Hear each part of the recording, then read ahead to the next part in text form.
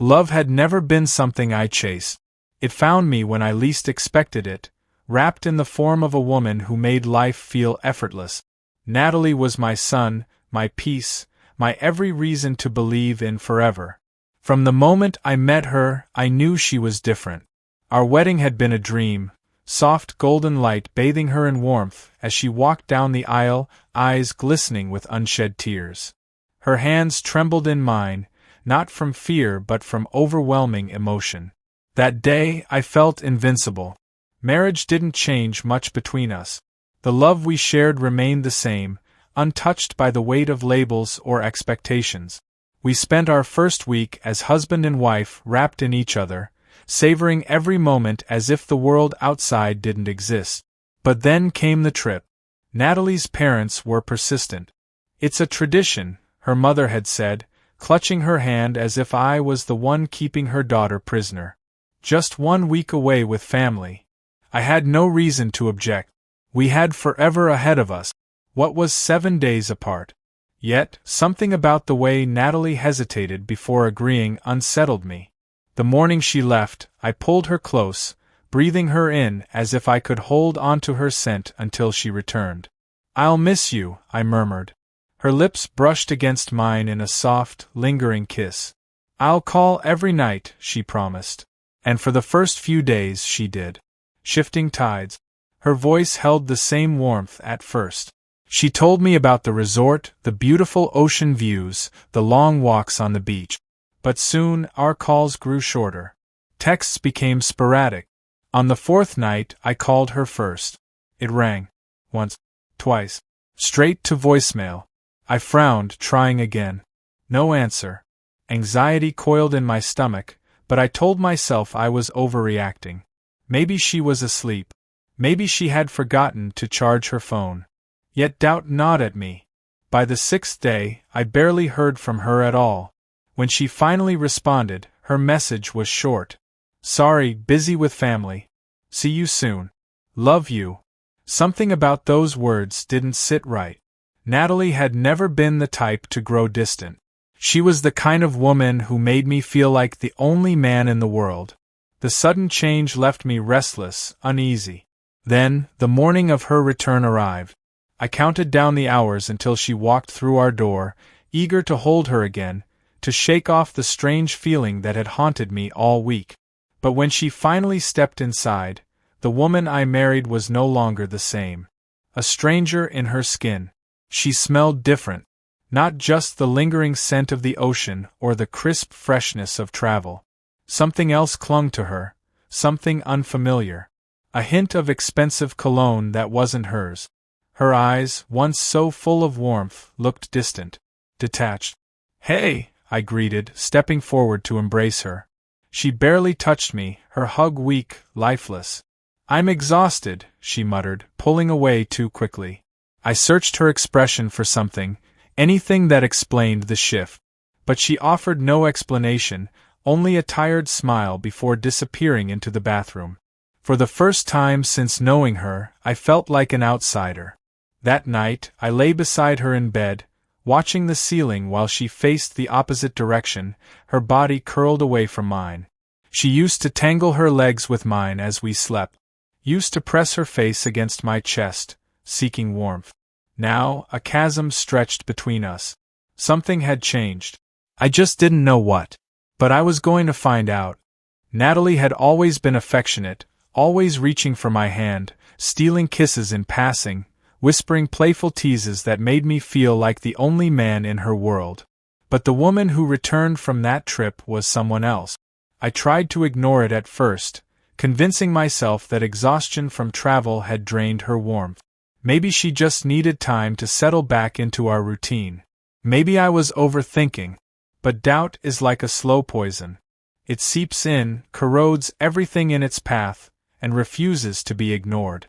The first real clue came that Friday night. We used to order takeout, drink wine, and curl up on the couch watching old movies. That night, she barely touched her food, barely spoke, and when I reached for her hand, she flinched. My stomach nodded. "You okay?"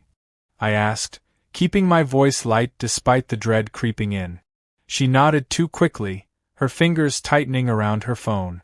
Just tired. That phone. Natalie had never been glued to it before. Now, it never left her hand.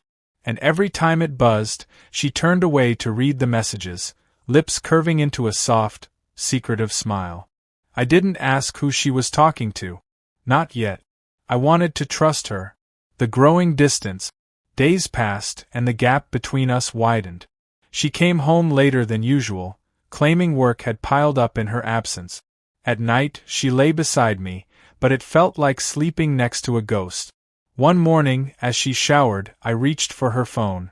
My heart pounded. I wasn't the kind of man who invaded privacy. But something was wrong. Locked. Natalie never locked her phone. I set it down before she returned, hands shaking. "Where are you going?"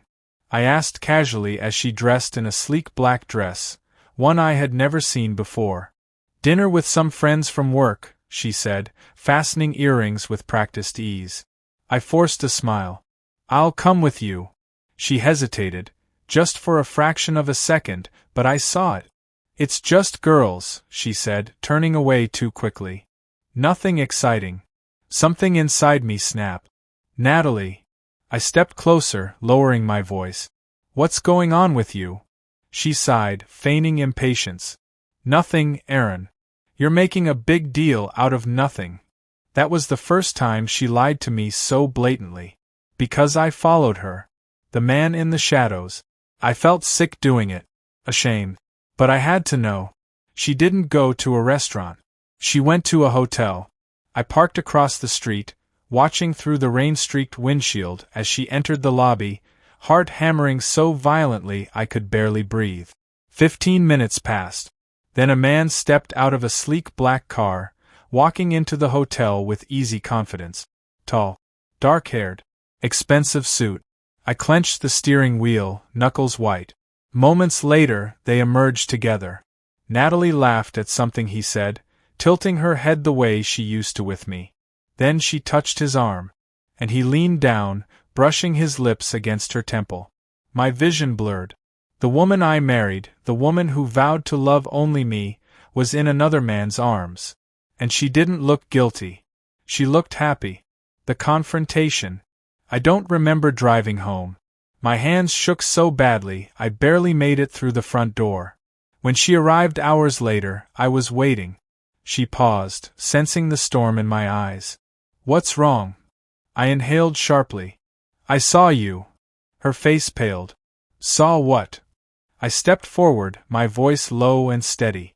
"Don't lie to me, Natalie." For the first time in our marriage, I watched my wife crumble. She didn't deny it. She didn't even try. She just whispered, "I didn't mean for this to happen." My world shattered, and I had no idea what to do next. Her confession hung between us, thick as poison. My chest tightened, my pulse hammering so violently I could hear it in my ears. "You didn't mean for this to happen?" I repeated, my voice cold, hollow. Natalie swallowed hard, stepping back as if distance could erase what she had done. "Aaron, please!" "Don't," I cut in, my fists clenching. "Don't beg. Don't lie. Just tell me the truth." Tears welled in her eyes, but I felt nothing.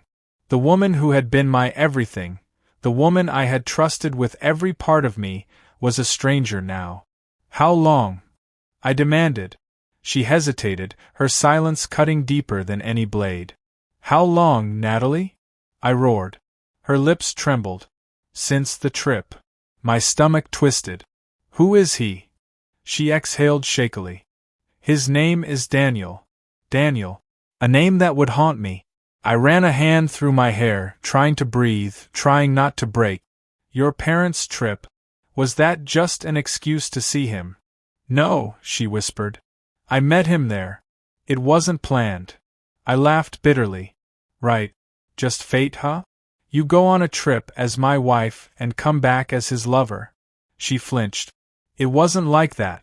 I swear, I tried to fight it." My jaw clenched. "You didn't try hard enough." The breaking point. Silence stretched between us, thick with pain. "Do you love him?" I asked, my voice quieter now. Her lips parted, but no words came. That hesitation shattered me more than the act itself. I had spent every moment loving her, cherishing her, believing I was enough. And yet, here she stood, unsure. "You do," I murmured. "Don't you?" A tear slipped down her cheek. "I don't know." Rage burned through me. "You don't know?" I laughed, shaking my head. "Let me make this easy for you, Natalie. Pack your bags." Her breath hitched. "Aaron." "No," I cut her off. "You made your choice. Now I'm making mine." She reached for me, but I stepped back, disgust twisting in my gut. Everything we had built, everything I had given her, it meant nothing now.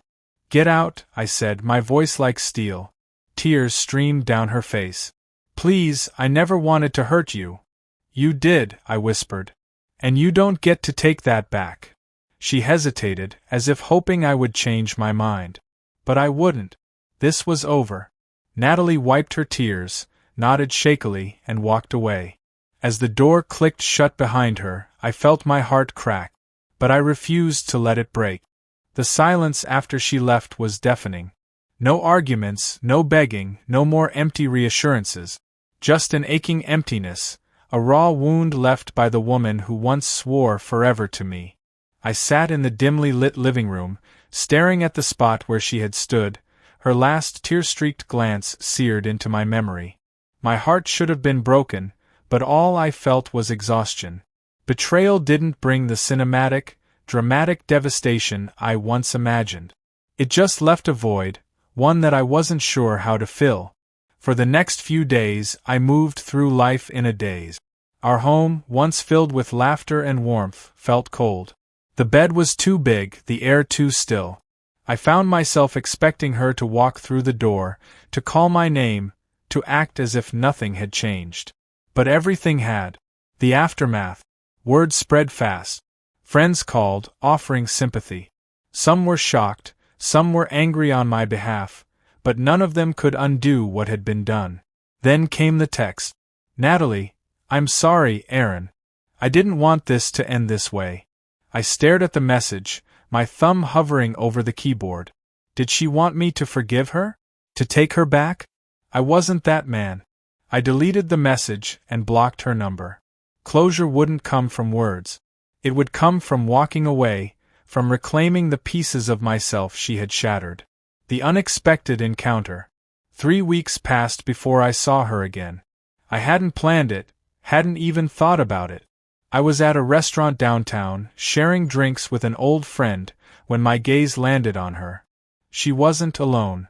Daniel sat beside her, his hand resting on hers as they laughed over dinner. She looked happy, like a woman who had no regrets. A fire burned in my chest, but it wasn't anger. It was something colder, sharper. I met her eyes across the room. For a split second, guilt flickered in her gaze.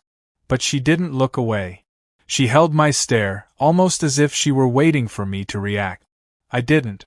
I simply smirked, raised my glass in a silent toast, and turned back to my friend. Let her be his problem now. Moving forward. Months passed. The divorce papers were signed. The pain dulled, replaced by something stronger, freedom. I rebuilt my life, piece by piece, carving out a version of myself that wasn't defined by betrayal. And one day, when I least expected it, I met someone new. She had a kind smile, a laugh that felt like home, and eyes that held no secrets. Natalie had left a scar, but scars heal. I had lost my wife. But I had found myself, and that was worth more than anything she had ever given me.